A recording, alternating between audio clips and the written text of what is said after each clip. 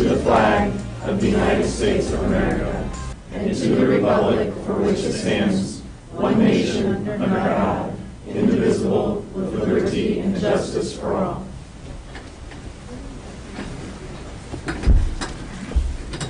Do I have a motion to approve the agenda for tonight? I move to approve the agenda as presented. Second. Denise, whenever you're ready. Nick? Yes. Jen? Yes. AJ? Yes. Dan? Yes. Yes. Aaron? Yes. Here. All right, well, we get to start with Dallas and honoring excellence. Thanks for, we have a nice crowd tonight. Yes, what a great room.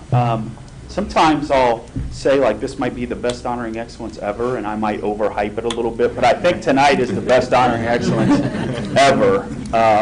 We have so many great presentations, and we'll jump right into it. I want to invite Raken Milby, fourth grader from Ridgeview Elementary, and also Emily Callahan, who is a third grade teacher at Ridgeview. If you two would come up and stand next to me here at the podium, and I'm going to read a little bit about why we are recognizing each of them. We actually came across a really neat, Raken. Yes, thank you. Raken Milby.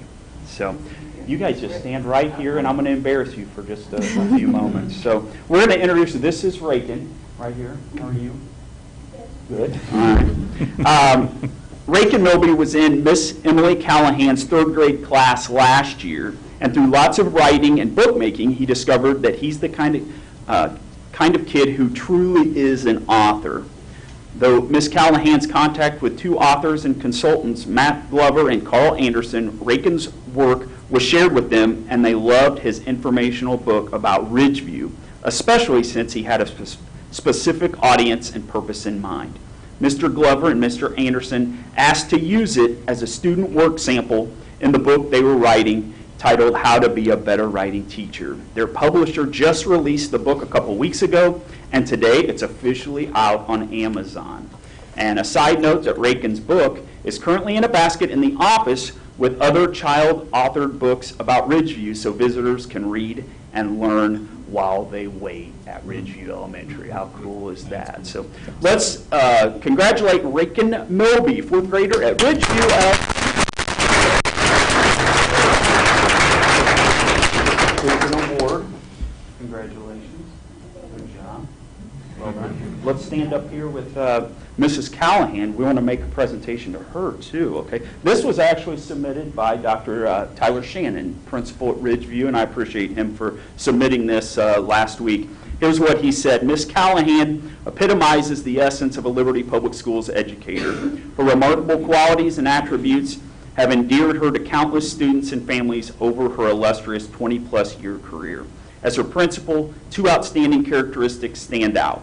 Ms. Callahan possesses a unique talent for instilling unwavering confidence and fostering an I-can-do mindset across all domains.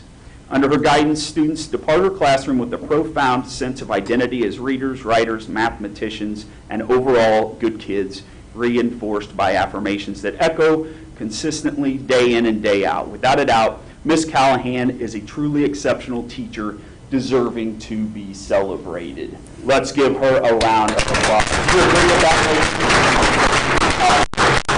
You may be seated. Also want to thank Ms. Heather Buckman for being here, assistant principal at Ridgeview. Appreciate their support here this evening. Our next we have some volleyball superstars with us tonight. You talk about star power. And earlier today, I kind of had this moment of, who do we recognize first? And here we have a Blue Jay, we have an Eagle. We're going to bring them both up here at the same time. How about that? Come on up, Abigail Murray and Carly Cisneros. I'm going to introduce Abigail first, as we tried to recognize Abigail earlier on in the semester, but of course the volleyball season interfered with that, and we get the opportunity here tonight. Abigail made big news late in the summer as she competed and helped lead the U.S. national team to a gold medal in the FIVB Girls U19 World Championships in Croatia. In the gold medal match, she had 9 kills and 3 blocks to help lead Team USA to victory. Again, this all happened in August, so it was a whirlwind few weeks as Abigail then returned to Liberty High School and rejoined her Blue Jay teammates for what would be yet another tremendous season for the Jays. She would also surpass several other additional milestones in her high school career. And when you have accolades like both of them, you try to summarize it as best as you can, and it's hard. It's literally a laundry list of accolades, and I appreciated both of the head coaches that submitted some write-ups to me, and I thought I would just read a quick paragraph first on Abigail. As a junior, Abigail has accomplished so much early in her career: a club national championship, now 3-time All-State, a gold medal with Team USA, 1,000 career kills. The list goes on, and there is still so much more yet to come. Abigail has a super competitive nature about her. It doesn't matter if it's a game of cards or a game of volleyball, she's going to give it her all. It is that competitiveness that drives her every day and the reason that she has been so successful. Abigail is one of the best high school hitters in the nation. She is tall. She's tall, long, explosive, and powerful. She is so much fun to watch and a joy to coach. And again, I've mentioned some of those accolades: the Prep Volleyball Club All-American, mentioned the 1,000 career kills, and again, just the junior, so many more records to come, I am sure. Abigail, congratulations. Good job.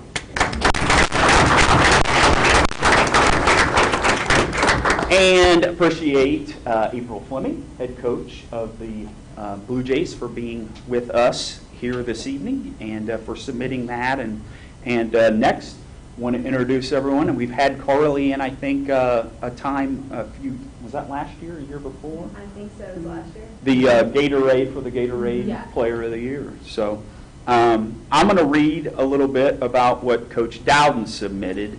And Carly, again, one of the most decorated athletes that Liberty Public Schools has seen. Carly has been a fixture in the Navy and Gold as an Eagle her entire high school career. She's been a 6-rotation outside hitter since her freshman year and is a part of the 1,000-1,000 club with 1,620 kills and over 1,200 digs in her career. She will be the only player in Liberty North School history to be named Class 5 All-State all 4 years, and just recently received her jersey to honor her as an Under Armour Next All-American, where she will play in the UA All-American match in Orlando, Florida in January. She holds Liberty North volleyball records in kills in a season, kills in a career, and is just shy of aces in a career. She's been named by various volleyball outlets as the #1 recruit in the class of 2024.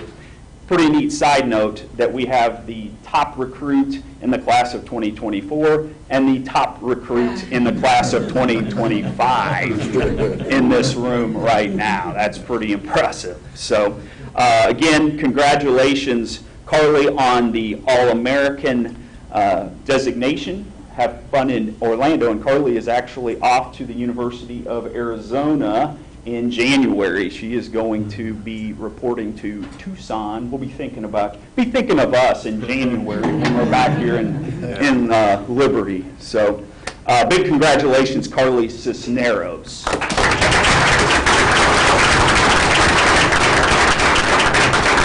You may congratulate each other before you're seated. I love it. That's PR gold right there. All right. Thanks so much. Truly unbelievable to have that talent just standing next to us right here. So we're just going to keep the good news rolling here as I next want to introduce Ian Everett, Liberty High School senior. Ian? No. I talked to Ian a little bit earlier, and Ian has a little bit of an injury. Says he's going to be okay. I didn't do this out in the hallway when I connected with him earlier.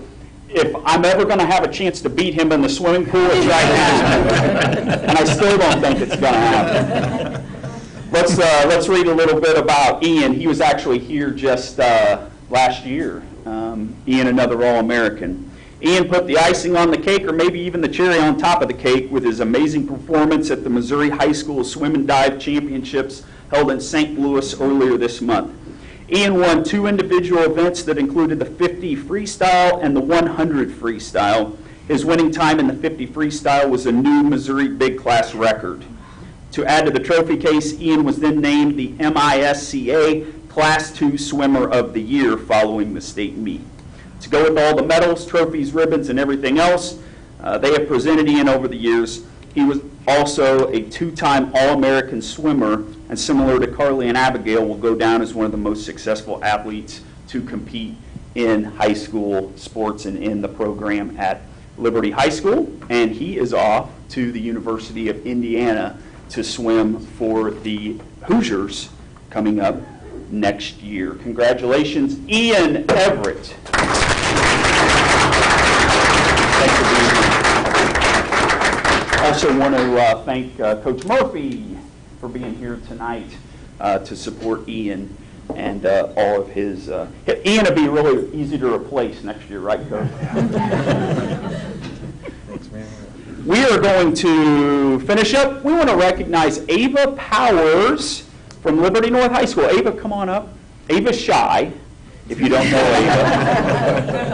Ava. Ava recently received the superior ranking for broadcast anchor at the JEA NSPA National Convention in Boston the week of November 6th.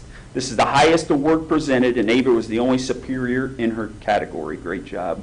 We also wanted to share that Ryan Langdon and Ian Tomney were recognized with an award for excellent ranking for broadcast feature story. And many of you were with us at the Veterans Day breakfast, and Ava did a great job emceeing that event back on November 10th.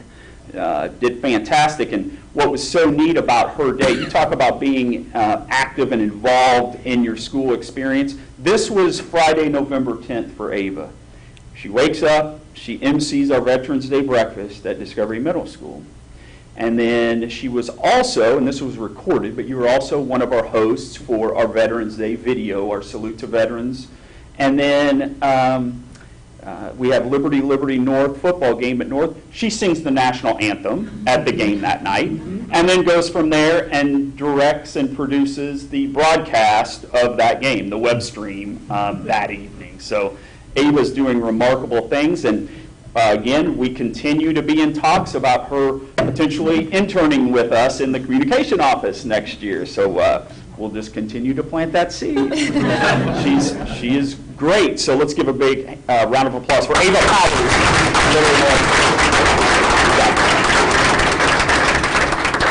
I don't think it disappointed. That was a great night of recognitions. That is going to conclude us, and want to wish everyone a great upcoming Thanksgiving and holiday and safe travels if you are doing so. So that wraps up Honoring Excellence for this evening. Thank you so much, Dallas.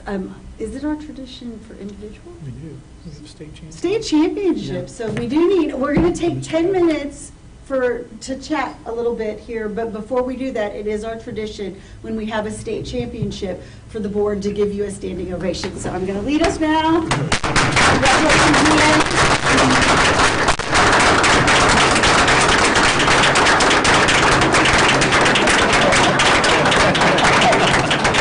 So 7:27.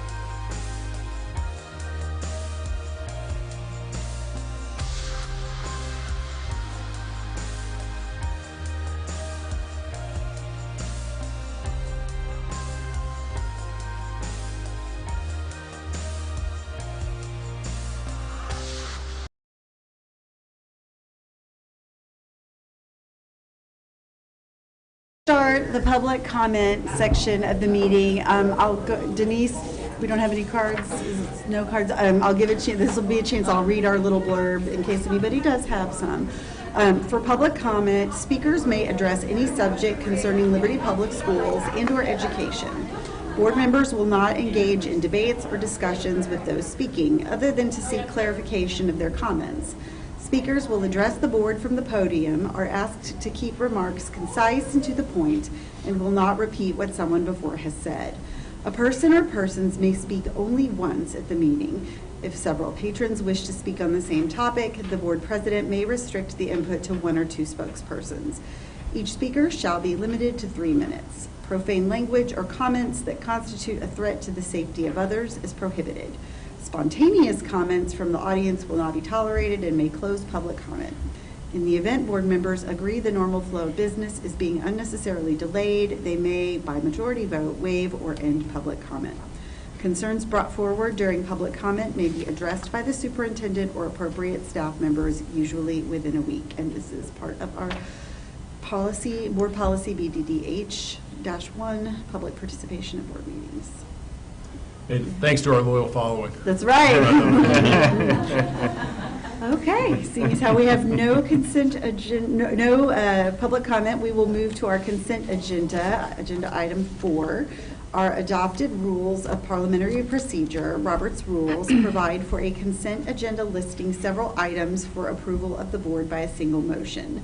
Documentation concerning these items has been provided to all board members and the public in advance to assure an extensive and thorough review. Items may be removed from the consent agenda at the request of any board member. And I will entertain a motion for the moving of the, to move, approve. Okay, I move the board thank you. approve consent agenda items 4.1 Thank through you. 4.6. Second. Denise, whenever you're ready. Nick, Yes. Jen, Yes. AJ, Yes. Dan, Yes. Drew, Yes. Karen. Yes. Motion carries. All right. We will move, I believe, section 5 is our department reports. Yeah, so good evening. We do have some reports from our administration this evening, starting off with 5.1 from Innovation and Learning. We will turn it over to Dr. Moore to walk us through her highlights. Good evening. Just a few highlights from the board report. Next week, we will begin second round of iReady testing for students in grades K through 8. So just a reminder, we do that 3 times a year. Then we also do progress monitoring throughout those other months. So we continue to do that. But that second round of diagnostic will take place next week. Also, we are already starting to plan for summer school. Summer school will be June 3rd through June 28th. We are working with the operations team on which buildings can host summer school, since we have so many different bond projects that are going on right now. And just this week, we sent out the invitation for teachers and administrators to apply as site directors. Once we get through that and the interviews and placing those people, then we'll start working on teachers. And then student enrollment will occur in February, as it normally does. This year, we decided to, we've talked about this a little bit. In the past, we've done a cultural enrichment or diversity festival at Liberty North. This year, we changed things to have one at every building, have some kind of cultural enrichment at every building. And so some of you have hopefully you've received invitations. We've had a couple buildings who've started that. So Manor Hill and Lillian Schumacher have had some World Culture Days celebrations. Karen and I ran into each other today at Lillian Schumacher, and it was fabulous. So if you have a chance to get out to those, everybody's doing something a little bit differently. But yesterday and today, they did more of a World Cultures Day. We got to see a sit in on a member of the Lillian Schumacher staff who happens to be in India and was doing a Zoom with the students and talking about what life is like in India. So it was very cool. So more of those to come, and each building has it has a champion, and so they're kind of in charge of that for the building. Also, I wanted to follow up on the AVID showcase that took place at Liberty High School. Thank you to those who were there. We got feedback from our regional directors on that showcase, and as I've mentioned, we really want to become a demonstration school. And so we got very positive feedback on what they saw at Liberty High School. They gave us 2 areas to focus on. That was increased enrollment. Ideally, you have 10% of your student enrollment enrolled in AVID. So we're about 40 students shy of that 10%. So really working on the enrollment piece at the middle school coming in the next several weeks. And then the number of teachers trained, they want that to be a certain percentage. I can't think of it right now, but we're pretty close at that one. So, but great feedback from them on our future with that. And then finally, I just wanted to say thank you to all of you for showing up to the showcases, to the building walkthroughs that we have, and anytime you're invited out to buildings to see what's going on. The principals and the teachers all appreciate that, and we're grateful for your participation when you can make it. We know you have busy lives, but we are appreciative of that. And that is all I have. Any questions of Dr. Moore this evening? Those walkthroughs will continue into second semester. This is a softball. Yeah, okay. School walkthroughs will continue into second semester. They will go all the way so. through April, yes. All right. Thanks, Thank you, Dr. Dr. Moore. Thank you. Next item, 5.2 then, student equity and access. And we will welcome Dr. Andrea Dixon-Seahorn to the podium. I had to take the glasses off. I can't walk in them. I can read with them. That is some technical difficulties. Good evening. As part of our Equity in Schools grant, I just wanted to share just a few early highlights that we do have from those college campus visits that were held October the 16th through November the 2nd.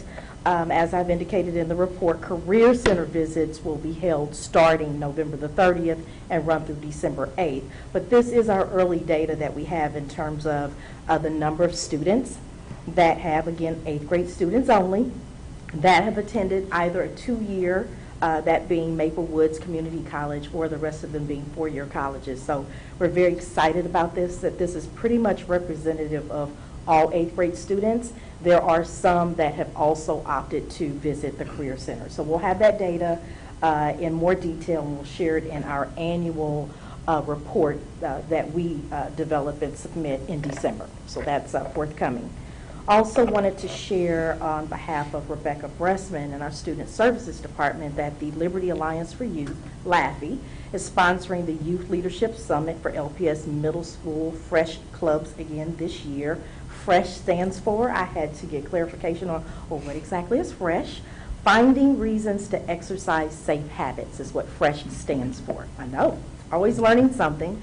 The Liberty North High School Fresh Club will be presenting and guiding the middle school students that are in those clubs through the day's activities. The summit will be held on December the 8th at Woodneath Library. I do believe some of our board members serve on this planning committee, so we thought this would be of interest to you. And the focus for that summit will be on prevention and resilience, with interactive breakout sessions being provided by Beacon Mental Health and Synergy Services. And so each club will also have some time to plan activities for the club at the school level with the help of their advisors and LNHS Fresh members. So thought we would share that as a highlight when it comes to youth development and, of course, support. And then lastly, with respect to special services, just wanted to just kind of keep on the forefront the Parent Information Nights, which is an integral part of Dr. Cook's plan, along with her team, to continue to engage with our parents of students with the IEPs.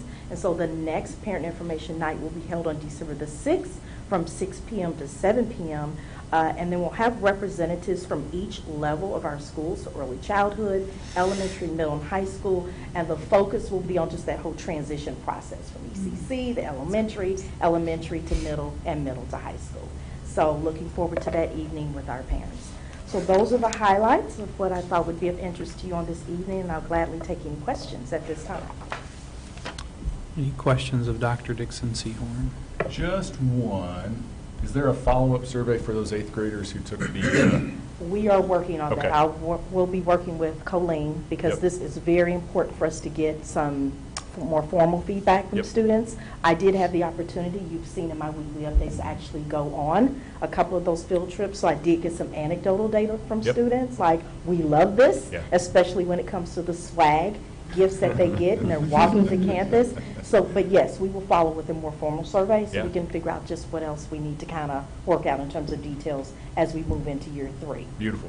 Thank One you. Yes. thing that I gathered from, because I went to Maple Woods with a group of 8th graders, and a lot of them at the end, they have question and answers. I mean, and sometimes their questions are silly, but it kind of kept coming up that they wouldn't be able to afford college. And so I wonder, as a follow-up to this, do we give them the opportunity to understand how they can afford college, or that may be an option for them, that there's different avenues to that? Because, I mean, the group that I was with, probably the majority of them thought they wouldn't go to college because of finances.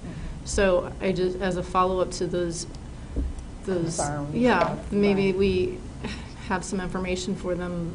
They're 8th grade, so they're probably Right. not seeing all the stuff that's available in high school, but just Right. opening their eyes while it's fresh in their mind. Right. I think also the follow-up can be just as they matriculate to the high school level, Mhm. just really having those close relationships with their counselors, Right. who can then help them explore what some viable options are.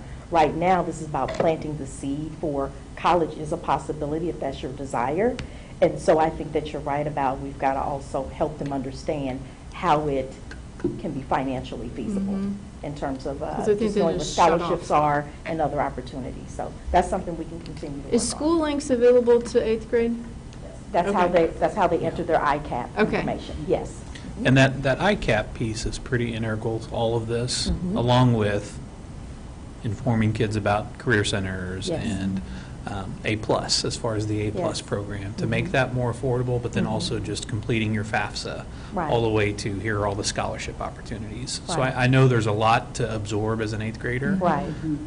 But covered off by counselors, Mm-hmm. information available to our website, but then also parent nights. Right. As information is shared with parents as well. But you can never do enough of that communication. Absolutely. Because people have varying understanding. The other piece to that is programs like AVID, Mhm. whose existence is really focused in on first-generation college-bound students in terms of navigating the ins and outs, all the way to help with that college application and That's true. scholarship application. So there are a lot of moving parts there. Absolutely. I did also want to clarify, just to make the connection for everyone in the event that you were not aware, Beacon Mental Health was formerly Tri-County Mental Health. Right. They've just gone through Yes. some rebranding, so if you heard that organization and you wondered who that was, it's our own Tri-County Mental Health. So we do have a history of having worked with them and partnering with LAFI. So just wanted to make mention of Thank that, as you. that was a relatively new change for them. Yes. I just wanted to add the anecdotal information that I got from my 8th grader who went on a visit. Loved it, but it was fun listening to her talk to her friends. And just, you know, you think about when you're getting ready to go to college and you go on a college visit and you start seeing yourself going to college and just listening to kids talk about that. So I think it's a wonderful opportunity and something I know Nick plants this seed every time we talk about it, but how we're going to continue doing it, keeping it, Yes. providing those opportunities for kids to not just experience a college visit, but the range of options they have, you know, as they go out into the world. Yes, and we're actively working on now how to factor it into our budget, either through this department or college careers community partnerships, but we're actively having those conversations now. So. That's great to hear. I didn't have a question, but I just love the topic of your next student services, the transitions topic, I think is one Yes. of those things that causes parents of any student some angst. And so to have a specific conversation around that process Yes. for our parents of students Yes. that have maybe some additional concerns, then Yes. that was just wonderful. It's a great idea. Thank you. Thanks, Dr. Dixon Seahorn. Thank you. That's actually a good segue with that budget question for Andrea to our finance report. So we will welcome Cindy Sullivan to provide her finance report this evening. Thank you, Dr. Tucker, and yes, we are having those conversations, so we will find a way. Thank you. Good evening to all of you. I do have one donation to recognize for you tonight, and it is an anonymous monetary donation of $1,000 to the Early Childhood Center. to purchase items to be used by the ECC students. I did receive one question on this, and it was regarding what will be purchased with that money. And when things are given anonymously like this with no specific intent behind it, it's at the discretion of the principal and the staff of the building or department that receives that donation to use it for what they may discern that the ECC students need in this case. So Mr. Tittle and Ms. Dotson will be looking at what they have that they need, that they can use this grant or this donation for. Keeping in mind that any donation is still subject to the purchasing policies and procedures of the district, so that doesn't preclude them from following the established guidelines of purchasing. But I thought that was a good question. We've never really discussed that before, but that's how donations like that are handled. So I wanted to address that with all of you. Okay, so with that said, because it is for ECC students, had it just gone to the ECC, they could have used it for whatever the ECC in general would need, right? Okay. Staff, students, everyone, Yep. but this is specifically what students might need. Yep. Books, supplies, additional equipment, Yeah. anything that they may have Perfect. for students. So yes, that was specific. So, yes, good question. I also wanted to point out in the consent agenda, the budget amendment that you approved. That was our large fall budget amendment for employee cost projections and the transportation allocation. Typically, after the ASBR is submitted, transportation then determines what each district's allocation is going to be based on ridership and efficiency. So we were able to add about $1 million to our transportation, which is a great offset to the $1 million that we added for ECP. And for ECP, the majority of that budget amendment was for benefits, which are the 10% increase, and that was net in the medical, dental, and vision. So that was a great offset to have at the same time when we typically have these big budget amendments in the fall. We will do ECP again in the spring, and typically, obviously, it's not as big of a budget amendment at that time, but that's when our other potential larger budget amendment is. So I just wanted to point that out. As a reminder, ECP. Oh, I'm sorry. Yes, employee cost projections. Beautiful. I had that all spelled out and everything, and I just, that acronym rolls off. But yes, employee cost projections.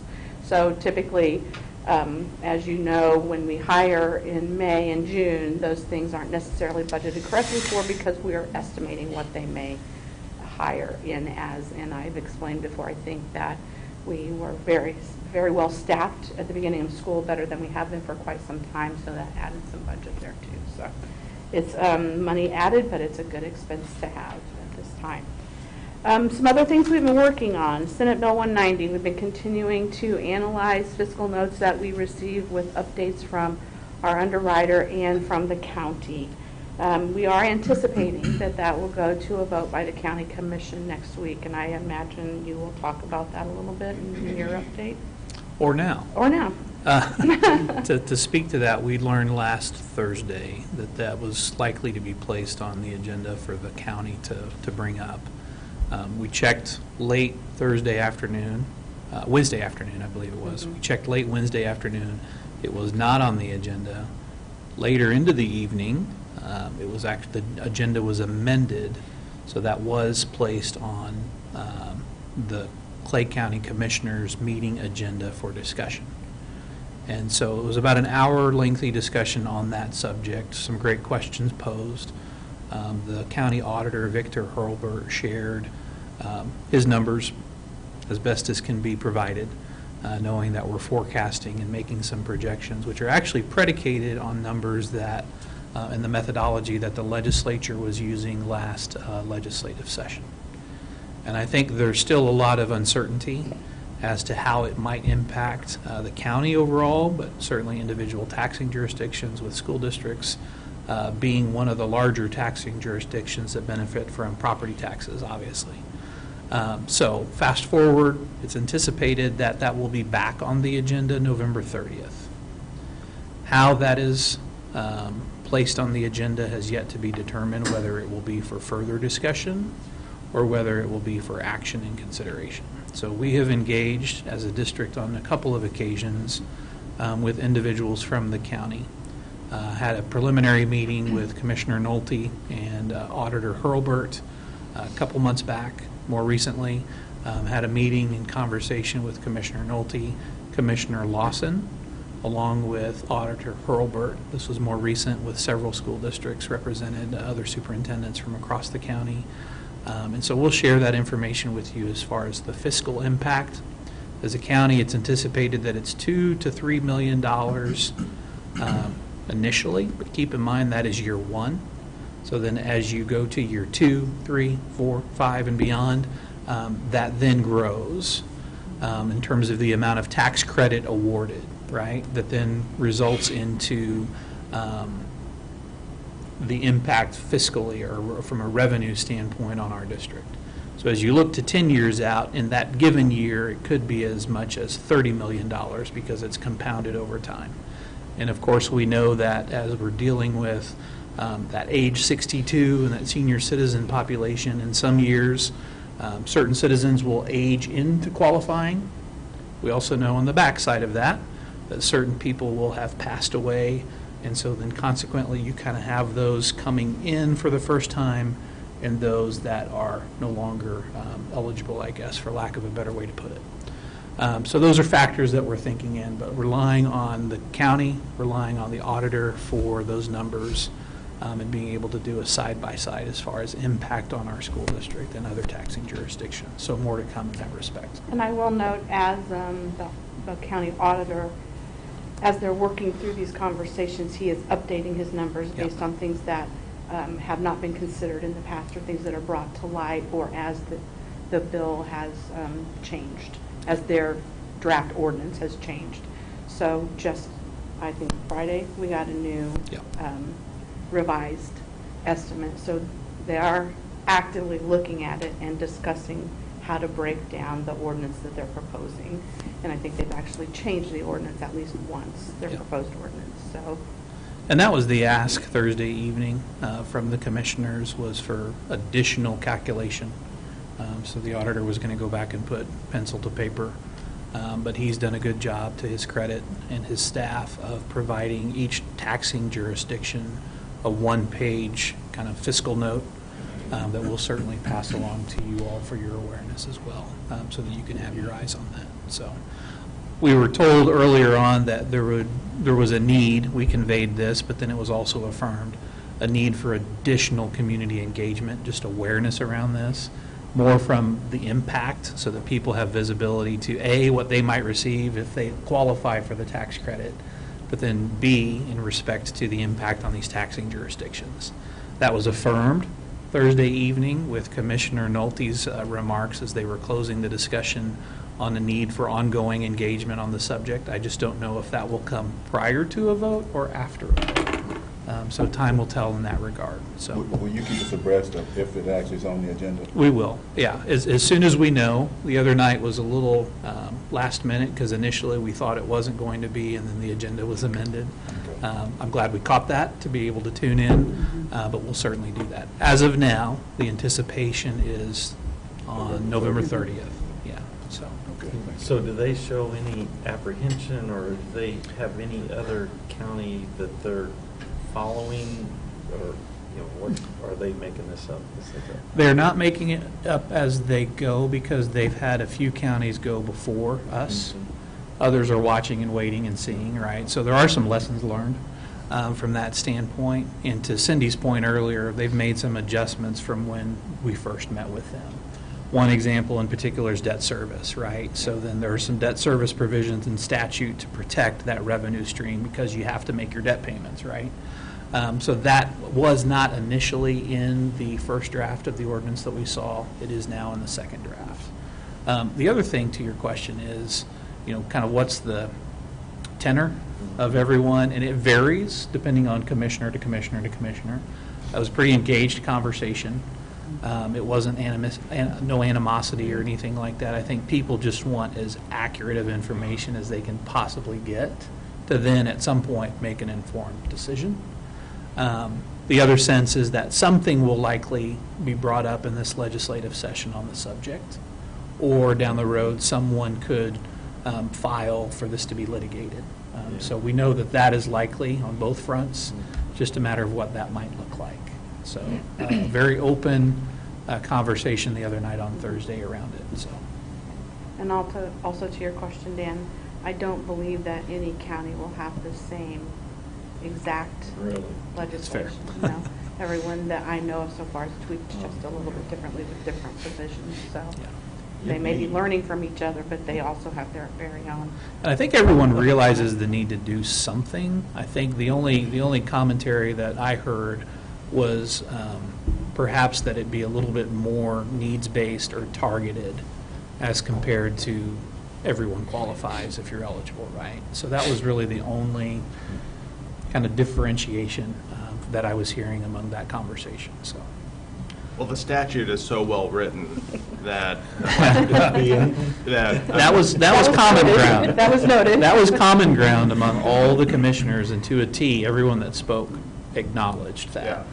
That it was kind of a last minute inserted on the tail end of another piece of legislation. Which almost makes it impossible for anybody to come up with the same interpretation of that to have an identical ordinance. But I mean, I have expressed in diplomatic ways my concerns with it. I mean, what's our percentage of local effort for our budget? I mean, it's well above half. Yeah. So, I mean, we think about those impacts, but I think there are some things in here that are better, certainly, than we've seen in some other places. Absolutely. So, yeah. So more to come, obviously, on that. We'll, like Dr. Tucker indicated, we'll keep you informed on what we know as well. Last night, the Audit and Finance Committee did meet, and they did have an opportunity to receive the audit report, which will be presented to you a little bit later this evening. They had good conversation with Mr. Eckhoff and had some good questions for him. Did not have any concerns about that to pass on to you, and you will hear for yourself what he had to say a little bit later. They also reviewed the financials and had nothing of note to pass on to you. We also had good conversation about the bond. They're very interested in that, and especially how bids are coming in compared to what we anticipated, and just that whole process. They're very aware and keep a good track of that. And Mr. Anderson will be coming again at their March meeting to present when we're further on down the road. They enjoy hearing from him since he's able to go in a little bit more detail with them. So it was a good meeting. They have no questions or anything to pass along. And with that, I'll take any other questions you might have of me this evening. What else for Ms. Sullivan? Thank you. Thank you. 5.4 operations, Mr. Anderson. Good evening. I guess 'tis the season to kind of tour buildings and departments, and I think I just wanted to thank several of you who were able to join us as we hit, I think there were 3 tours. We hit all 8 operations departments over late last week and then yesterday. And just thought it was a great opportunity. The team really appreciated you coming out, appreciated the opportunity to kind of share and kind of what they do. And I did want to thank each of them for the work that they do and kind of leading their departments. And a lot of them brought their leadership teams, so you got to meet kind of the next round of leaders there. So thank you for doing that. And we are exploring some opportunities to maybe reproduce that in certain ways. So we'll look at that kind of going forward in the coming months. A couple other things just out of the report, just to take note. What the Kids Zone program, you may have noticed, has kind of implemented this junior counselor program, which has been a really cool thing that they created and very successful. A lot of 5th graders that are in the program have kind of stepped up into leadership positions, which has helped bring a little extra calm to those programs, which is always welcome. Also in the report is an update on all the major capital work. Certainly if you have any questions on those, but it gives you a quick update on the progress of the major work that has been taking place over the last few months. And then last, with respect to bond, I think as we reported last time, the tennis courts are complete and open for play.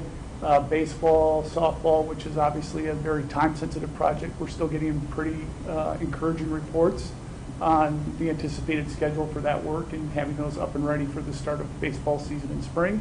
So we're hoping and hope that comes about. And then also we mentioned a little bit earlier, we have several bids coming up. I'll speak to that more directly here in a few minutes. And then last, just to kind of tee up the next round, we're pretty heavy into design on Liberty High School. We have the cafeteria in the 100s area. Heritage has a whole bunch of work being designed right now. LED is underway, as we've shared there. Liberty Academy, as you might recall, we're looking to put a shop building on that site to kind of help with some of the programming needs there. A lot of playground work, and then some design work at Franklin, Ridgeview, and Donovan. So all those projects are kind of getting to that point where we can share with you the sketch designs and tee up the schedule and budgets and so forth. So that's probably going to come next month, and I'll share more on that in December. With that, I'd be happy to take any questions. Any questions of Mr. Anderson? Just a huge thank you on the tours of the operations. They were just phenomenal. It was wonderful to have an opportunity, as you said, to meet some of the leaders in each of these groups. And it's a large operation that, not necessarily, not every person in the district necessarily interacts with students every day, but everything they do matters to our students. And so it's nice to be able to thank them in person for the work that they do. A lot behind the scenes, for sure. All right, thank you, Mr. Anderson. Next up, 5.5, Human Resources, and we'll welcome Dr. Marriott to the podium. And I believe we have a short slide presentation as well. So. Good evening, thank you. HR team has been focused on 3 primary areas this past month: professional development, staff welfare, which would be Team Liberty work, and then recruitment. We are continuing our monthly professional development sessions for district leadership team members. November session focused on having crucial conversations, and then December session will be mental health, and wellness. On November the 28th, our legal counsel, Margaret Hesse, will be here to share information with principals and assistant principals about evaluations, and then developing growth plans as needed when there's needs identified. And then additionally, HR is working with the operations team directors, and we're going to design professional development sessions for second semester tailored to the supervisors and managers of those departments based on what they're needing and what they've communicated to us. Team Liberty met last week for their November meeting. The group conducted final discussions regarding the 24-25 calendar development and presented a recommendation to Dr. Tucker for Board of Education review and future approval. And through the review of survey data, the LPS team members identified an additional release day in April 2025 as a priority.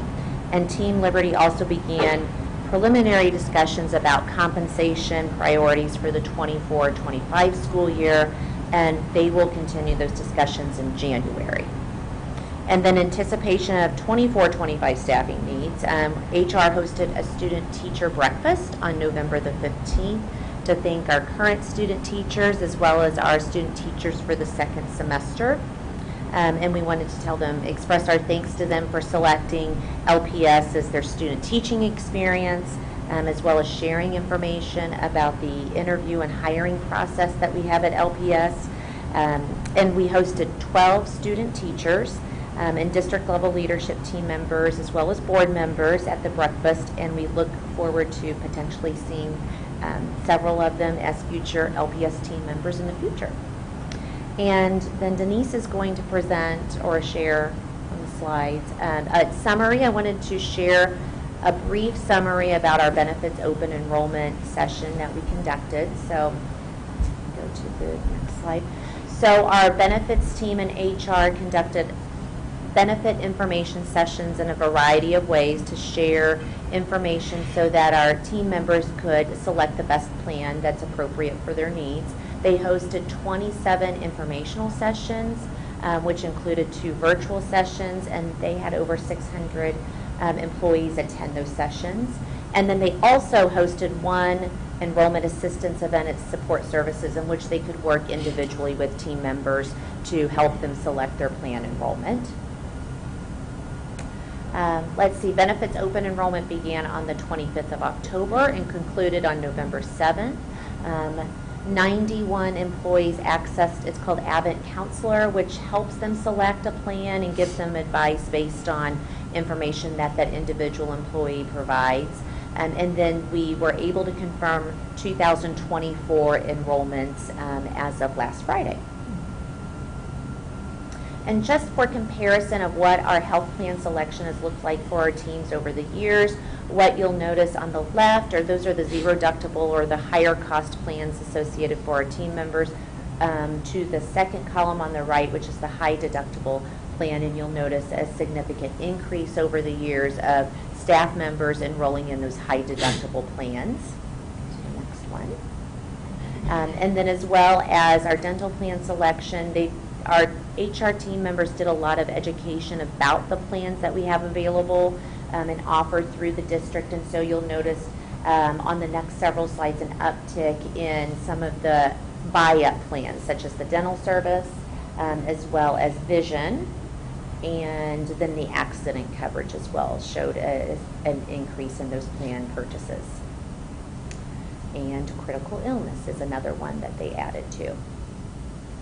And hospital indemnity. I think that's it, correct? Okay. So overall, we just really determined that they had a very successful, and thank our HR specialists for the time that they really put into developing the materials and sharing that information so that our team members can hopefully make the best decisions for them moving forward. Take any questions that you have. Questions of Dr. Marriott? All right. Just interested in, you thought You were almost. Almost. You weren't fast enough. I know. No, the high deductible shift, it's fascinating to me just to see that. Is that, what do we think? It's just an education thing, people getting more comfortable with that type of a plan, and so now we're seeing an uptick in the enrollment there? Yes, I think the education has been a key factor, especially if they're able to navigate the online tool that really, where they input that individual information and then helps identify which one is going to be most advantageous for that family or that employee. And so I think through those efforts that staff members are seeing that this is a good plan for them to participate in. Cool. Okay. Thank you. Thanks, Dr. Marriott. Lastly, then, as far as superintendent's report, just a couple of highlights from the items I've shared with you. We are getting close to the end of the semester, which is hard to believe. It certainly goes by quick. I want to thank everyone, as far as staff, students, and families, for making it a successful school year thus far. In particular, parents and staff that gathered for parent-teacher conferences at the conclusion of the first quarter. That's always an important time to be able to connect. Something learned from the pandemic is our ability to be able to offer both face-to-face and virtual. So we continue to do that as it relates to families for which that might work best for them, for whatever reason, if they're traveling, whatever that may look like. We shared briefly in Cindy's report as it relates to Senate Bill 190, and we'll certainly keep you apprised of information that we get out of the county. Additionally, coming up on December 1st, we know pre-filing for the spring legislative session is upon us. We will get a sense pretty quickly as far as the topics that will likely be discussed related to education in the spring session.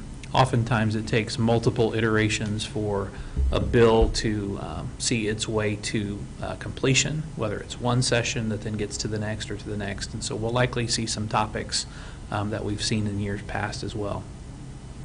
We do continue to engage with regional and state collaboration with districts, whether it's through Real World Learning Initiative here in the Kansas City metro area, with area districts both on the Missouri side and the Kansas City side, and support from the Kauffman Foundation. And so Dr. Moore and our Real World Learning team continues to work to ensure that we're working toward 100% MVA attainment for all of our students upon completion of high school, which is exciting work. Similarly, at the state level, continuing with the Success Ready Students Network, with our current cohort, the innovation waiver that's been approved by DESE and the State Board of Education.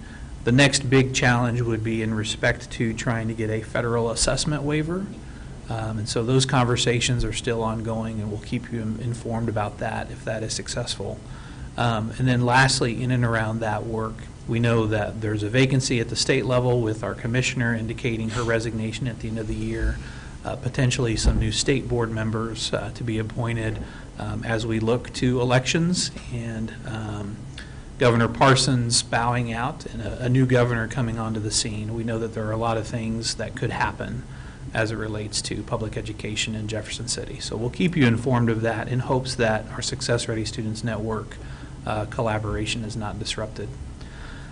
On December 5th, we will open at 8 a.m. for board candidate filing. That window is upon us. That then will remain open through until December 26th, the day after Christmas, and that will close at 5 p.m. So we've posted that information. That information is available for those that are interested in considering board candidacy. Last thing that I would share is we conclude this semester and then close the book on this calendar year and then turn into January. As we've shared, we want to conduct a more thorough engagement as it relates to our next iteration of strategic planning. So we will be spending time at our December study session kind of walking through our plan to then start the calendar year in January with additional engagement in consultation with G&D consultants and Scott Fuller, his team, that will help us over the course of these next several months in engaging and providing opportunity for feedback with our community to inform our next strategic plan, the graduate profile, along with our vivid vision, and trying to find creative ways to solicit as much possible feedback as we can, whether it's the working groups, whether it's student focus groups, community engagement events, surveying, just a variety of things that we're going to put out there to ensure that we have a good sense of the future for our Liberty Public Schools. With that, would leave it open to you all if you have any questions of me this evening. Is Senate Bill 190 any likelihood of any tweaking of it since it was so, as Drew described it? Yeah, people are speculating that will come up. Whether there's a bill pre-filed on December 1st, I've not heard of any just yet, or perhaps something gets attached to a bill later on. That'll be one that we want to watch pretty closely. So, yeah. There is a bill that originated out of the Joplin area. I believe it's Senate Bill 85, sponsored by Jill Carter, I believe is her name, that is proposing allowing more local control in school districts when it comes to assessment and accreditation.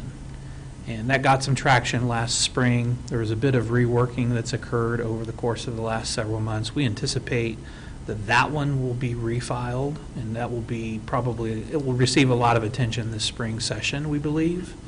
And if it were to pass, that would then give school districts control over choosing their assessment processes, structures, rather than an end-of-year standardized assessment. Perhaps it's more through-year assessment, which we already do. But we're also advocating for through Success Ready Students Network. That's the assessment piece. On the accreditation piece, if that were to pass, school districts might have option as to how they partner with an organization or an external entity to come in and accredit them. So you can opt for the DESE version, which is MSIP 6, or you could opt for another entity to come in and assess and evaluate you from an accrediting standpoint, similar to Cognia, which we've done in years past. We've done that for multiple years, formerly Advanced Ed. So there may be some added flexibility depending on whether or not that particular bill is filed, but then whether or not it gains traction as well. So, okay. Any other questions? If not, then I guess we get to move to unfinished business with our legislative priorities. So this item we have had multiple conversations about over the last couple of months. This evening it is formally presented for first read. So from a timeline standpoint, we will look to bring this back to the board in December at our December regular monthly meeting for your consideration and approval. Between now and then, certainly, we can tweak and amend, change, reword things if we feel the need to, particularly if there's something that is pre-filed on December 1st that catches our attention and we need to, let's say, speak to or address within our legislative priorities, we can certainly do that.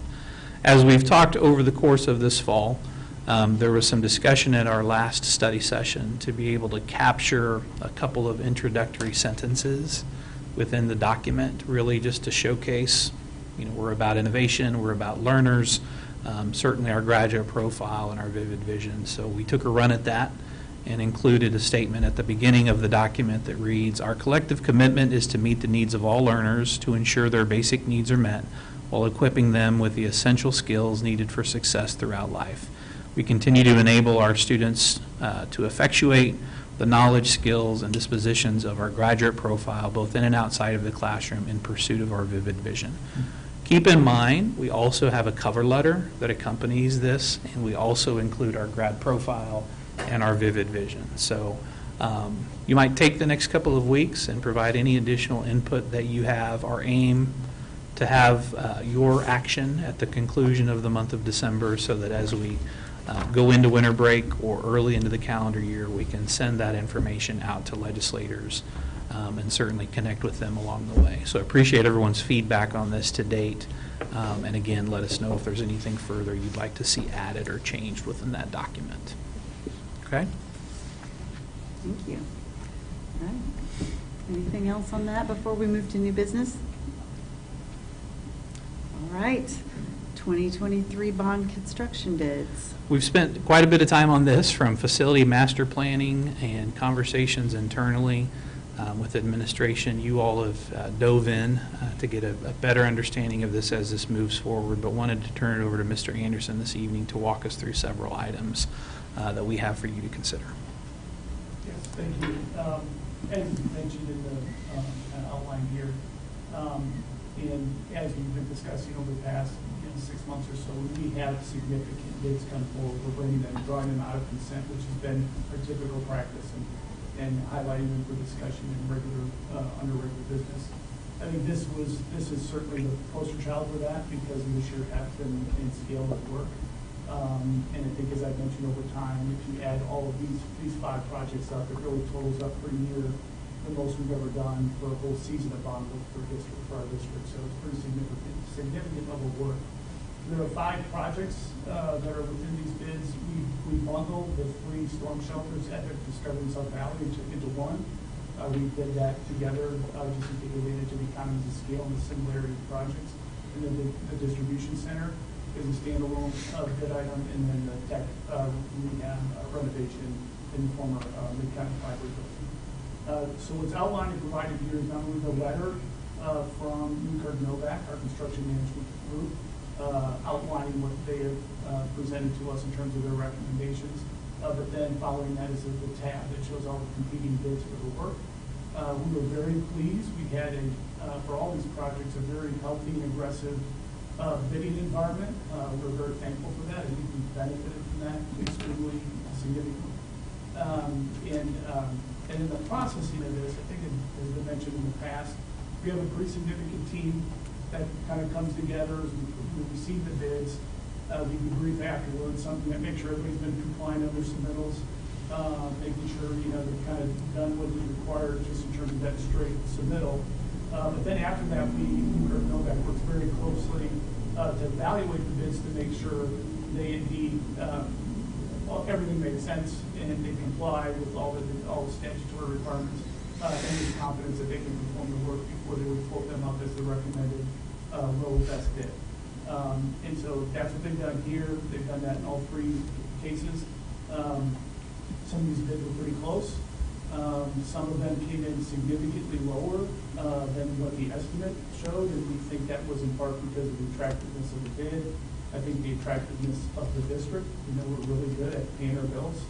And I think also because, especially on the distribution center and the tech center, we saw some bids and bidders that typically don't bid on school projects. They're more on the commercial side.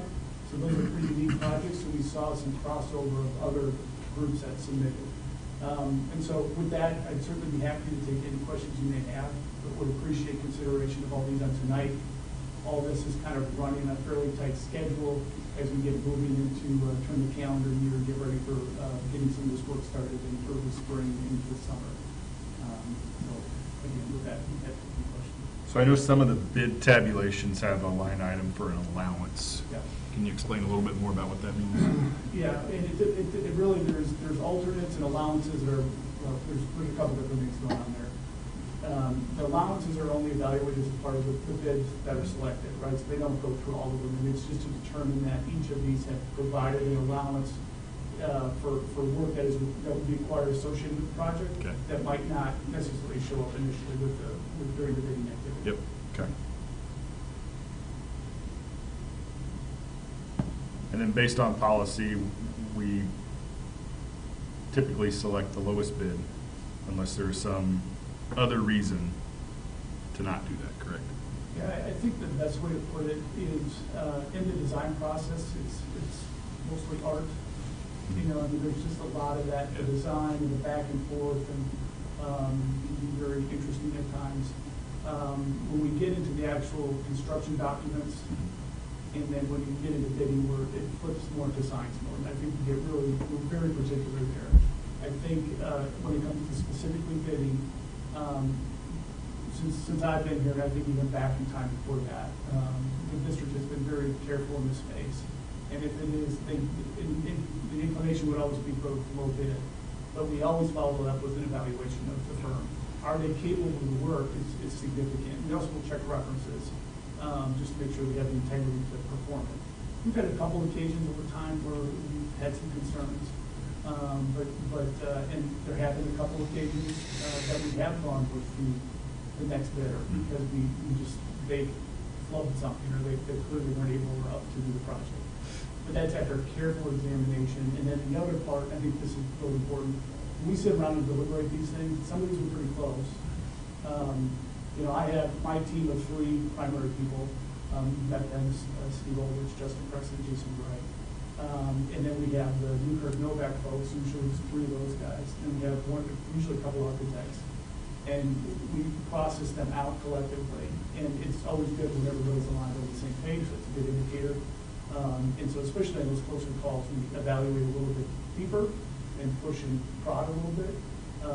But in all of these, in evaluating them, we always landed on the same page. The consensus was quick, and after that evaluation, we decided with that recommended package.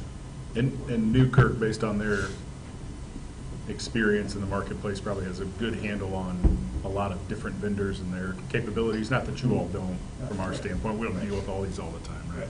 Newkirk is very, very helpful. House and Miller is very helpful. We also work very closely with Smith and Boucher, our civil team, or our mechanical electrical team. And then our civil folks, engineering folks, which is,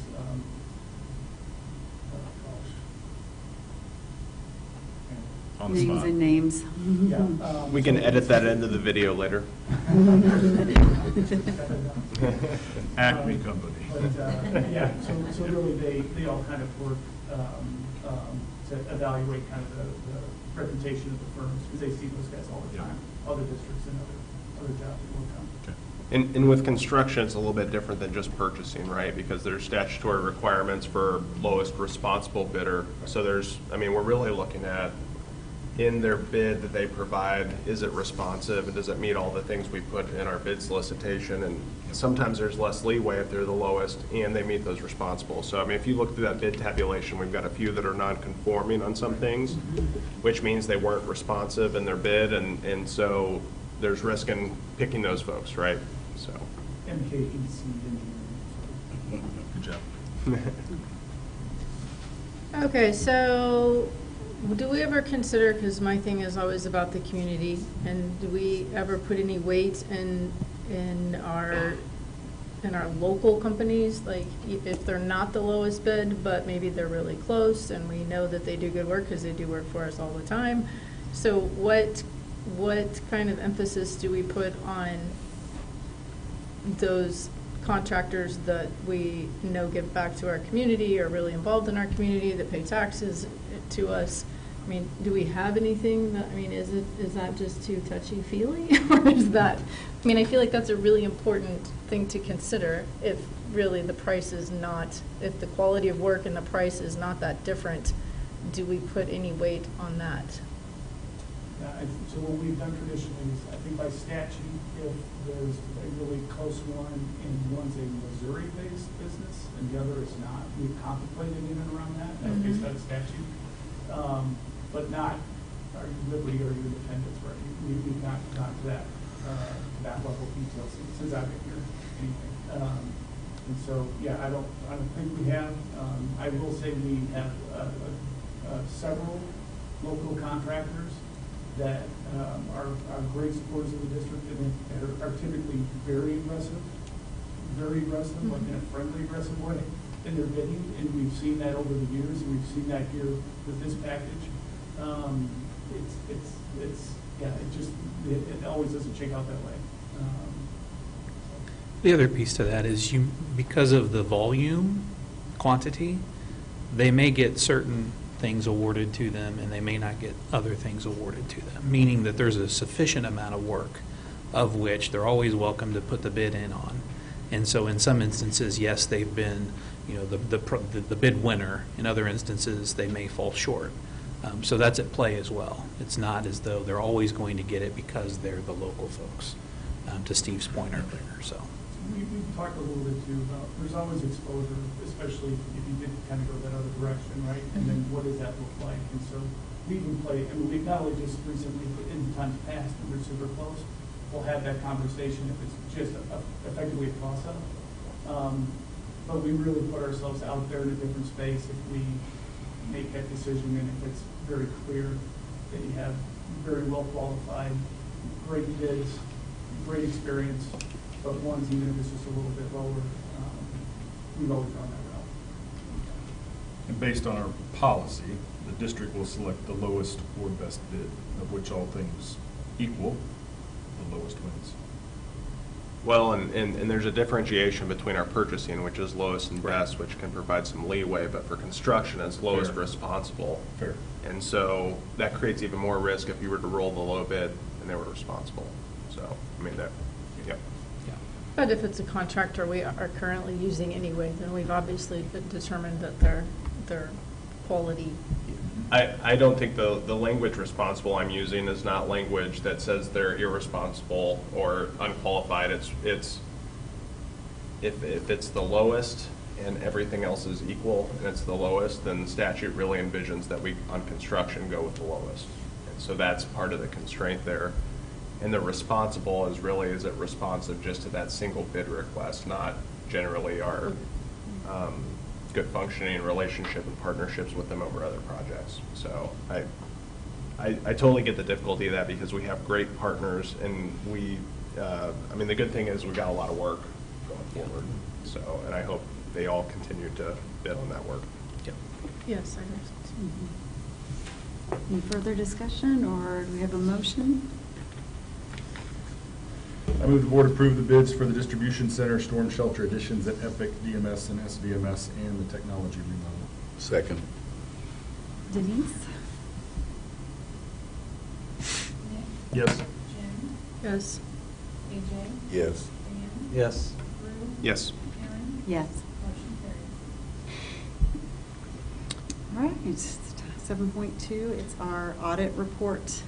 Yeah, so we, as you all know, we rely heavily on our business services department to prepare for our audit and want to thank them for their work done each and every year. And as Cindy relayed earlier last night, welcomed Brian Eckhoff to share with our audit and finance committee.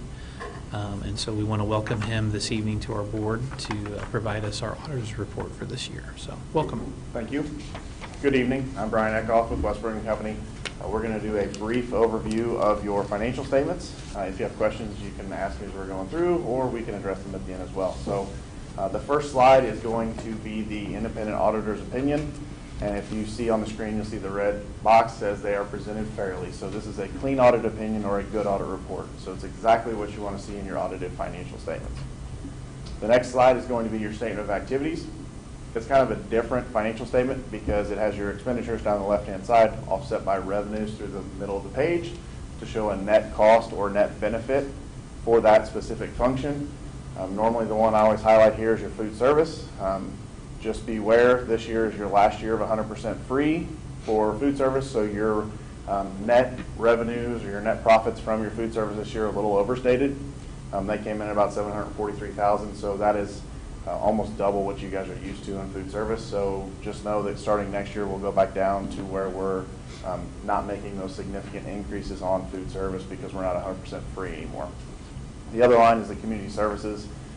That's your before and after care, your parents as teachers, things like that.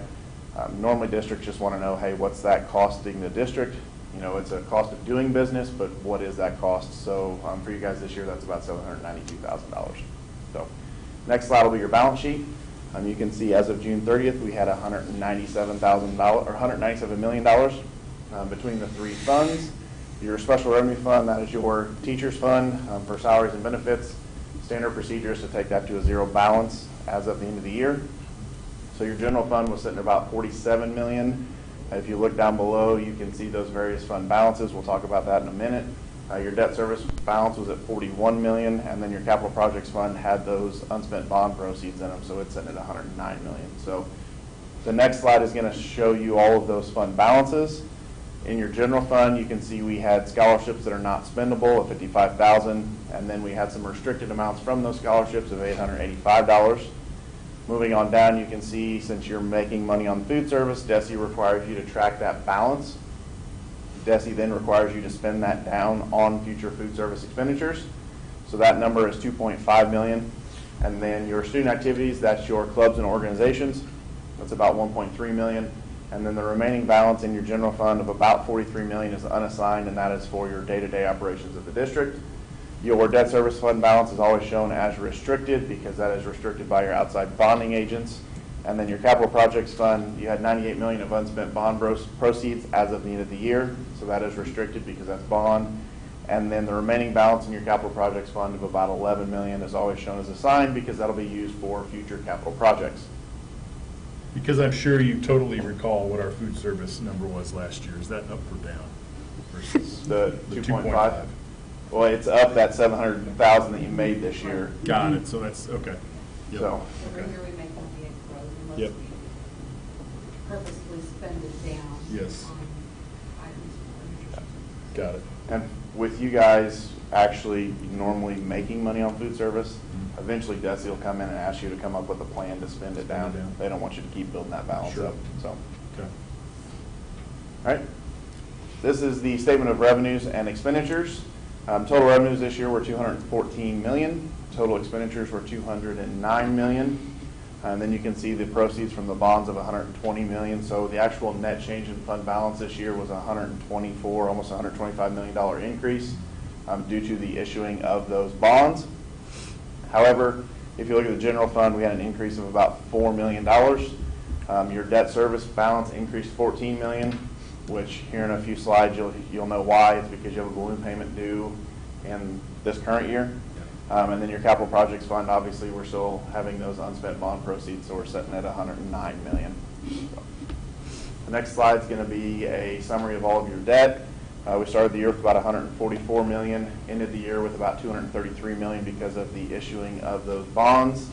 And then you can see that this year you have about $37 million that is actually due in principal payments. So that is the reason that your actual debt service balance increased significantly to cover those payments. The next slide is going to show you all the payments for your bonds. You can see that during 2024 you have that sizable $32.8 million payment, and then we go back down to just your standard payments. And then the next slide is your lease participation payments. That's on technology and buses. No, that's lease participation, sorry. That's not direct borrowings. So lease participation, that's just your standard payments through 2028. And then the next slide is going to be a 5-year comparison of your revenues. So this is a 5-year look at revenues, and if you look, it's kind of misleading a little bit. When you issued your bonds this year, they had premiums on those bonds. That interest that you earned on those premiums is included in your local revenue. So that is the reason that your local revenue went from a 56 to a 59% this year. It wasn't a consistent, it's a one-time deal. You aren't going to issue those bonds every year, so don't think your revenue in the local side is going to do that every year. The other thing to highlight here is if you look at your federal chart, you'll see the COVID dollars. We went from 2% 5 years ago up to 7% last year. It doesn't seem like much, but if you look back, we went from $5 million all the way up to $13.5 million. That was the influx of all of those COVID dollars, which obviously are no longer coming, so something to be aware of, knowing that the federal dollars are going to slow down going forward. The next slide is going to be a 5-year comparison of expenditures. The chart is very misleading on this one. If you look at that, it looks like your salaries and benefits are decreasing. However, It's looking at the total cost of that part of your total budget. So if you actually look, your salaries went from 94.7 million up to 99.7. So your salaries alone went up by $5 million. However, your salaries are increasing at a slower rate than your purchase services are increasing, and that's why your salaries and benefits went from 78 to 77.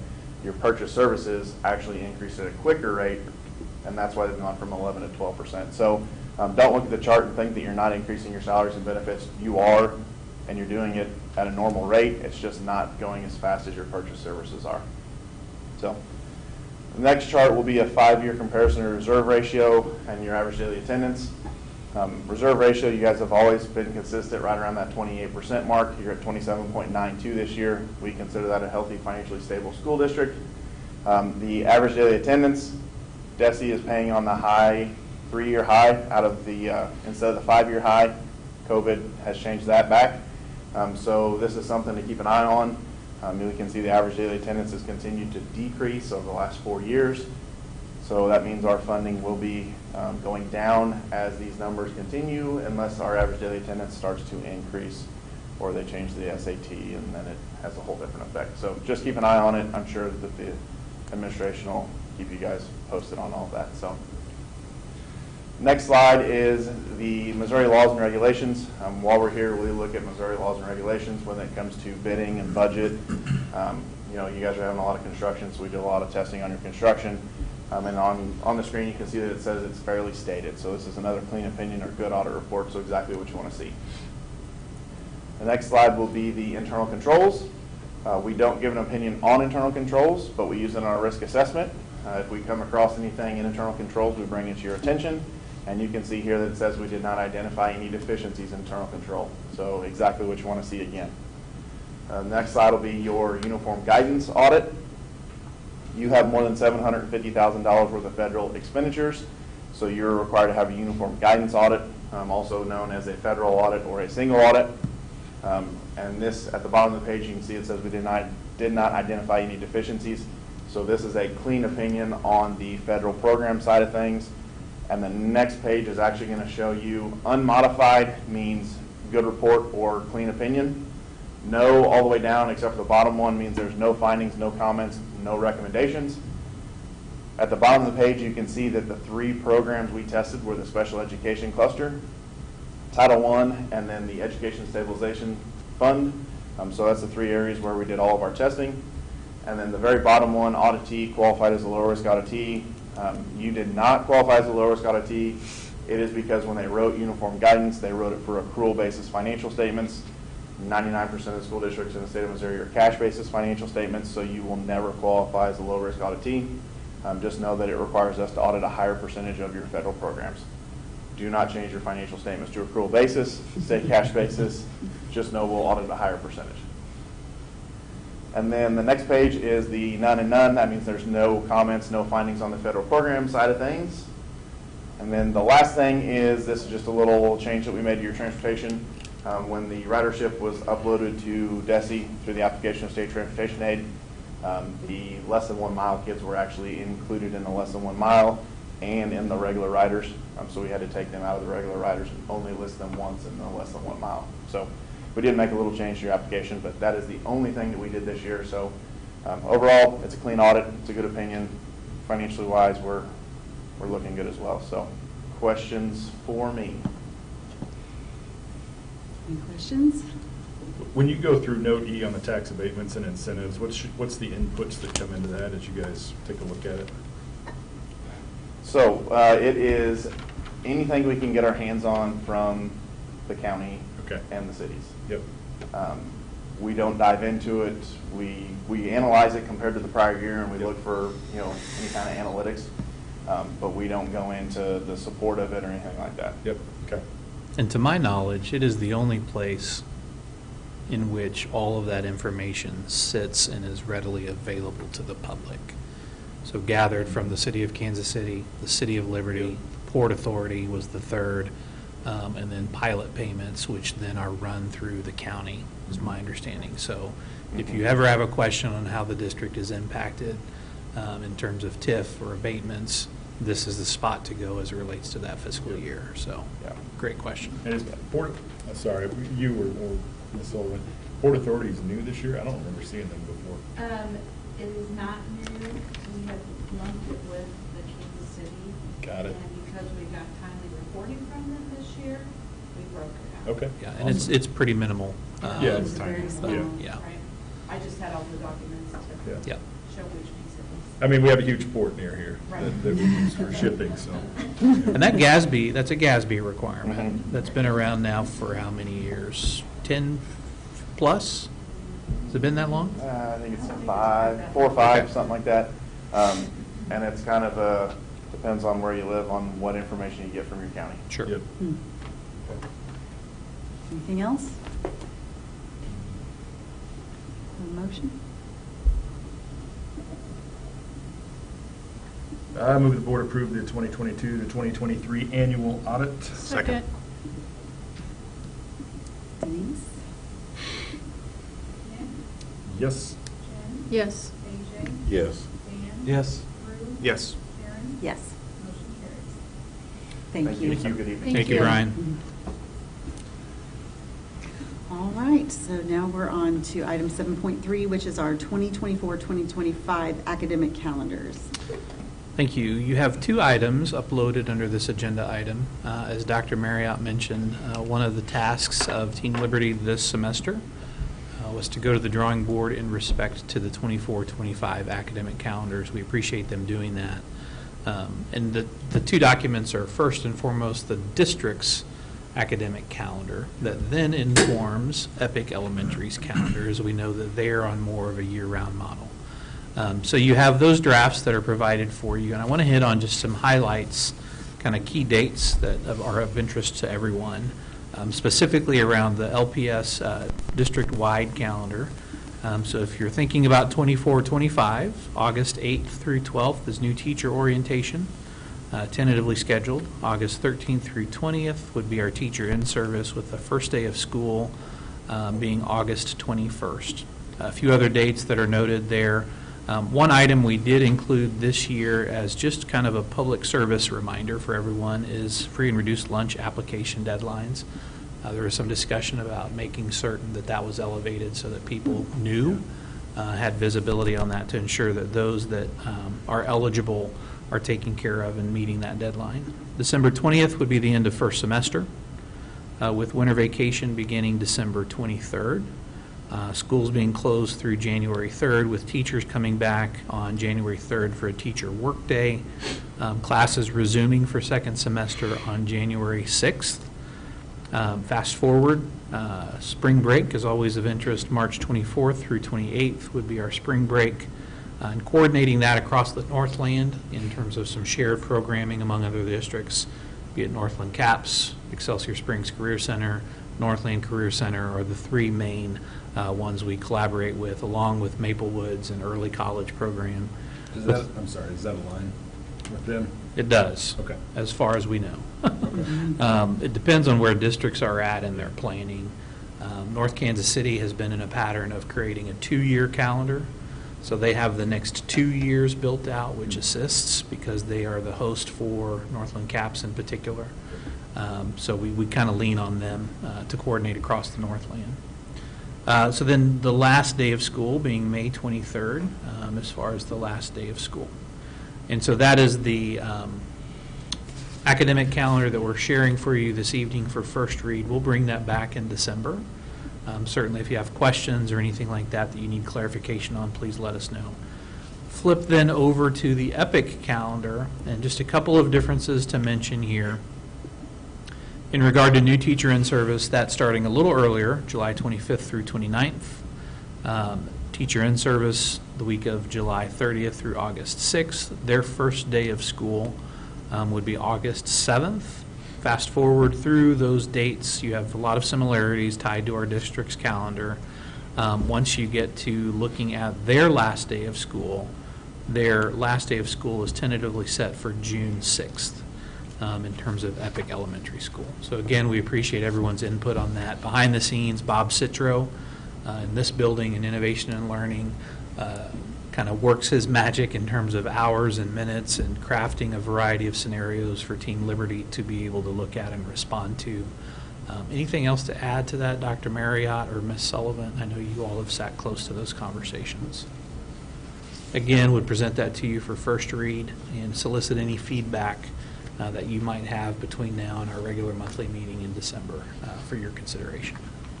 I did get to sit in the Team Liberty meeting on this. Yeah. I thought incredibly thoughtful as they went through the process and analyzed. I think they sent out a survey, if I'm not mistaken, to That's get right. feedback from across the district and thoroughly analyzing it and determining what the right move is. Yeah. I will ask this question to you, Dr. Tucker. Sure. Because it's timely. I'm getting feedback from the Kansas side that's saying we're out all week for Thanksgiving, and I know that was one of the considerations. I don't know He what wasn't the supposed to move say that is. out loud. As we look, hey, they've gone through the process of deliberation. This is what they brought to the table. That's I'm right. just curious as to. There are always trade-offs, Yes. right? Yes. And so we know the minimum required hours is 10:44. Yep. How you splice and dice that varies among districts. To clarify, those districts that I have heard of that have a full week off this week, while students might, staff are still participating in professional development. Case in point, some of our neighbors to the west, that way, that were in session yesterday and today for staff and professional learning. So there is some research in and around professional development is best received, best provided for when it's embedded into the school day. That's nothing new. So this question of professional development day and when is it best suited? Is it best suited before the school year starts or as part of weekly engagement through early release time in professional learning communities, or periodically with full days less frequently throughout the course of the school year? Research points to embedded and more continuous through-year professional development. And that's why we've leveraged our early release Wednesdays. We heard that pretty loud and clear during the pandemic as elementary teachers were feeling taxed, and then we took that to district-wide. I think part of our task moving forward is ensuring that that is quality time for staff, elementary, middle, or high school, to ensure that it's meeting the needs of our individual learners.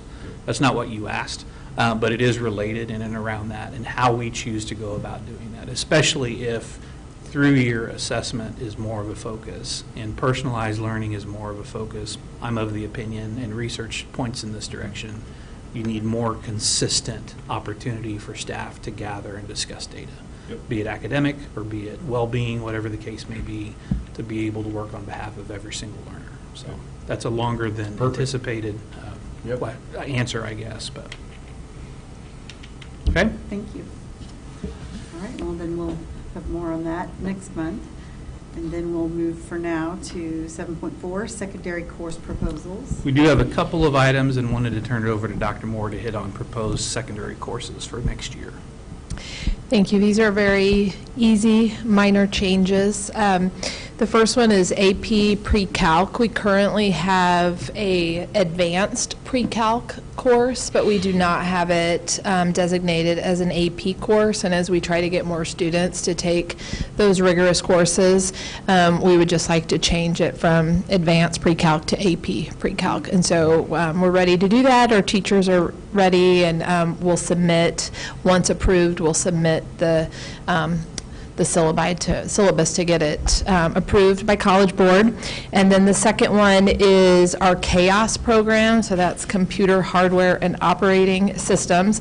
We currently have a CHAOS 1 and a CHAOS 2. When students take those two courses in 2 different years, we have to repurchase the curriculum.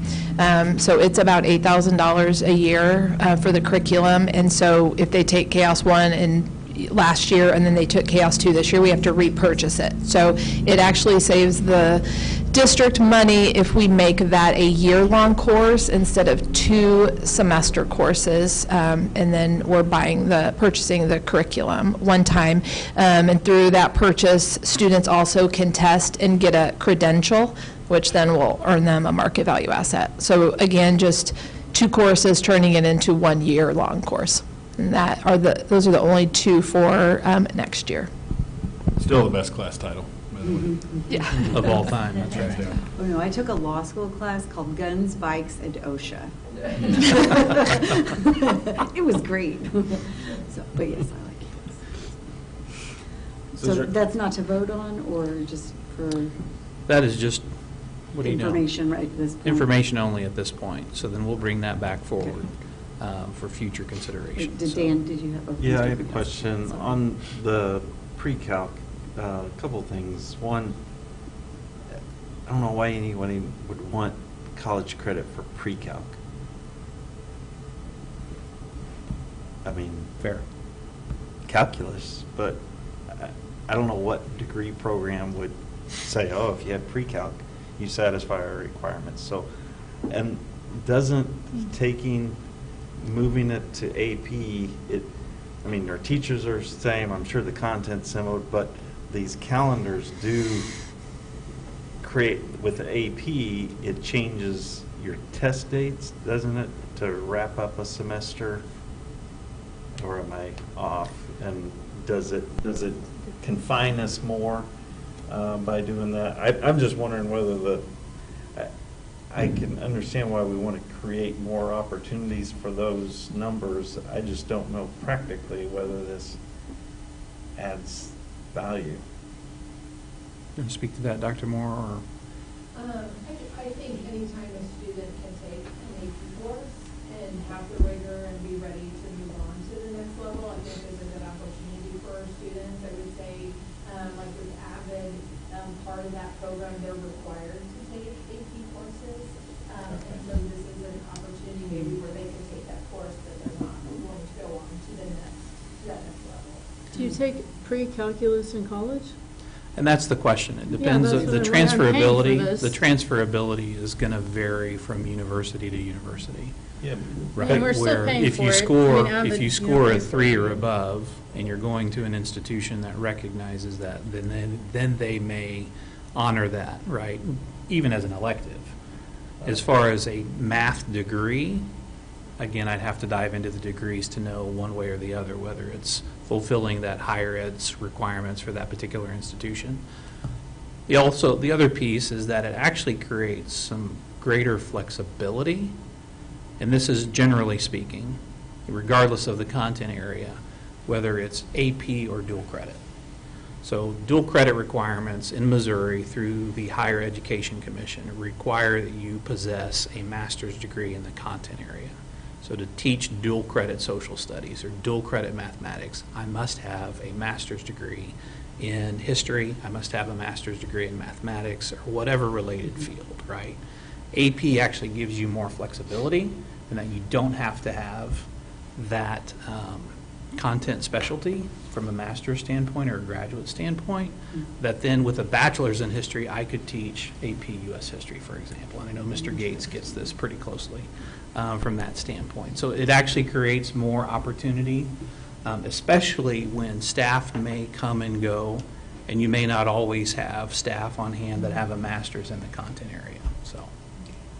And I mean, is it safe to say this AP is going to be more transferable in terms of the number of institutions that will accept those credits as college credit versus dual credit? Is that typically true? I mean, I know there are plenty of examples where somebody says, 27 dual credit hours, none of which transferred to this university in California or Connecticut or Massachusetts, but they will accept AP credits. And one other area I did mention was while we're still kind of working through where we want to go with the weighted GPAs, right now we are giving every student a weighted GPA on their transcript. And so by having currently advanced pre-calc is not considered because we're just looking at AP dual credit courses. So the AP course would count toward that weighted GPA, which would also give students another advantage when they go and apply for colleges. Okay, so advanced pre-calc would not weight the same as AP pre-calc. The way we do it right now. Currently. It would not. If we go into a more formal pattern where we look at only the weighted GPA, that could possibly change, but right now our weighted GPA is based meaning it could expand in the future. Yeah.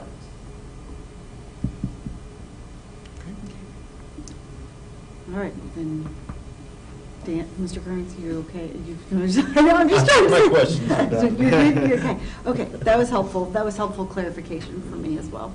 All right, so then let's move to 7.5, which is, so I believe, an item pulled out of our consent. Yeah, item 7.5 is our Visa payment for this month, and specifically check number 8452. From time to time, we will pull items out of consent, whether it's a reimbursement or a payment that might be associated to board member. And so we've pulled this item this evening. You will notice the amount of check number 8452 to Visa is in the total amount of $242,233.59. And so I dug further. I'm pretty sure. The actual amount, just to clarify, the actual amount associated with Heritage Middle School and parent-teacher conference night and meals provided by Sarpino's Pizza is only $336.99. So thank you to Cindy for helping me track that specific amount down. Good catch. I move the board approve check number 8452 to Visa in the amount of $233,059.59. Second. Denise, whenever you're ready. Nick? Yes. Jen? Abstain. AJ? Yes. Dan? Yes. Drew? Yes. Aaron? Yes. Motion carries. Can you imagine when we didn't have consent and you had to go through all these checks? That would be nuts. All right. Can you imagine if we were all business people? I mean, you guys don't go through all the Small checks. town Looking for my name. I appreciate you guys because I'm just thinking about pizza. I know, I'm hungry. 7.6, Economic Development Tax Board appointments. You'll recall in June when we met for our board retreat and had school assignments and committee assignments identified, we included City of Liberty Economic Development Sales Tax Committee, of which Mr. Marriott is appointed to, and so it is that time of year to consider his reappointment. So you have that item presented to you this evening for your consideration. No formal documentation other than action by the board. It's representation in our minutes moving forward, and then providing that information to the City of Liberty for their awareness. So. That sounds great. I love it. I move the board approve the appointment of Drew Marriott to serve on City of Liberty Economic Development Sales Tax Committee. Second. Denise? Nick? Yes. Jen? Yes. AJ? Yes. Dan? Yes. Drew? Abstain. Aaron? Yes. Motion carries. Update that LinkedIn.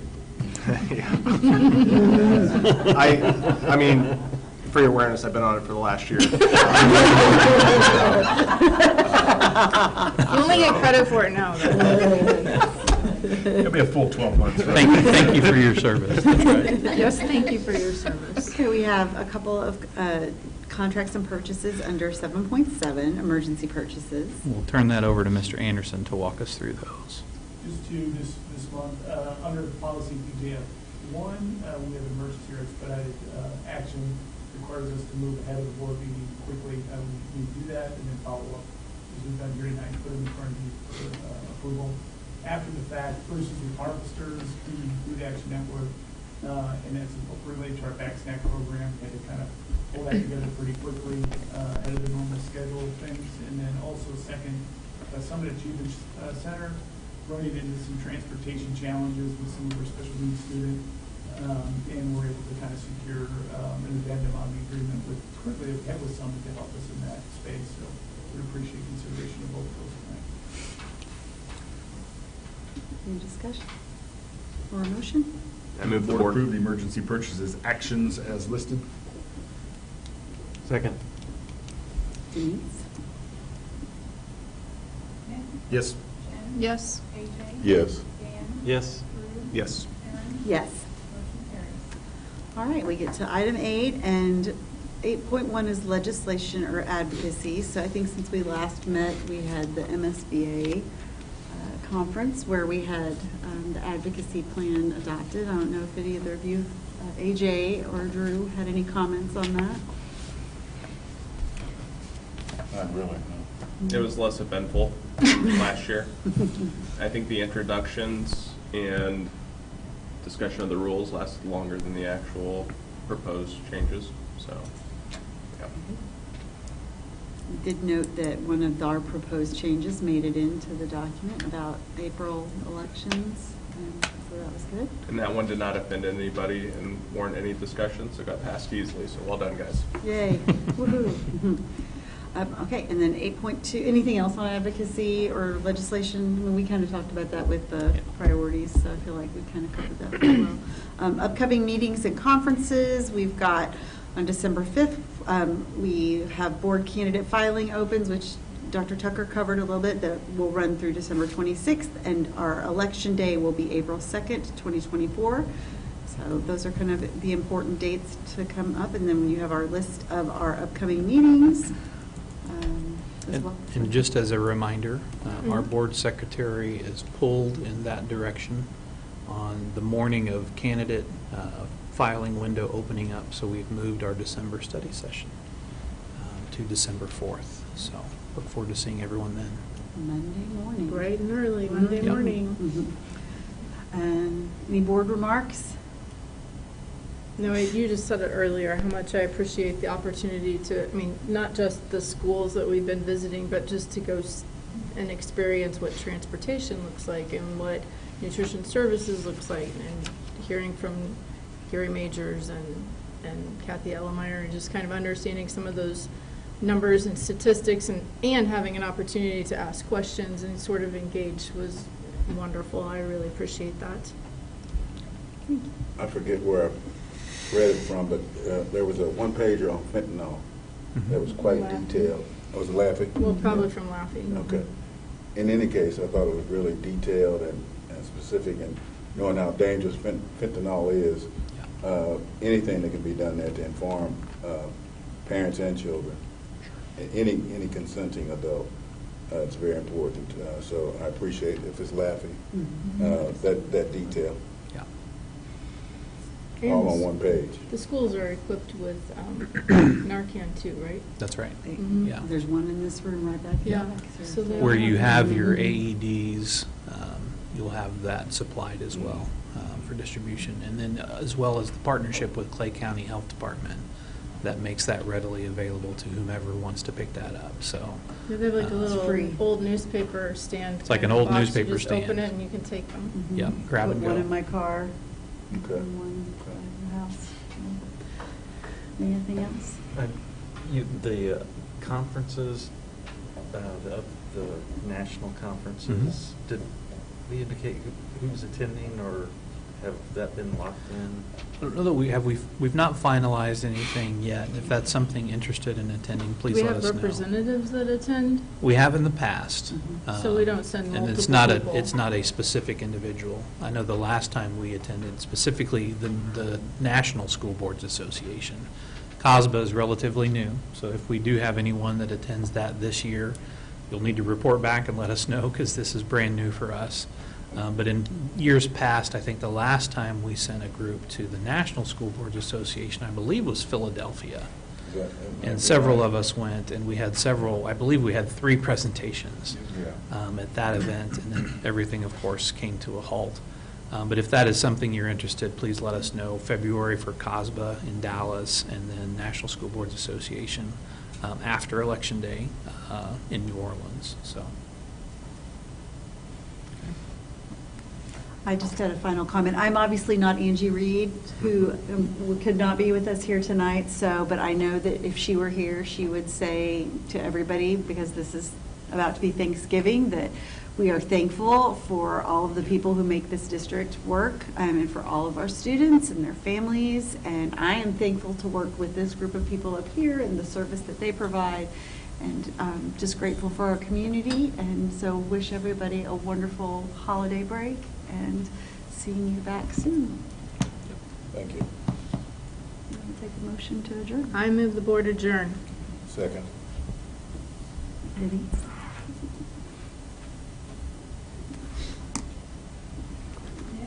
Yes. Jen? Yes. AJ? Yes. Yes. Drew? Yes. Karen? Yes. Motion carries. Motion carried. You can go ahead and come up with the entire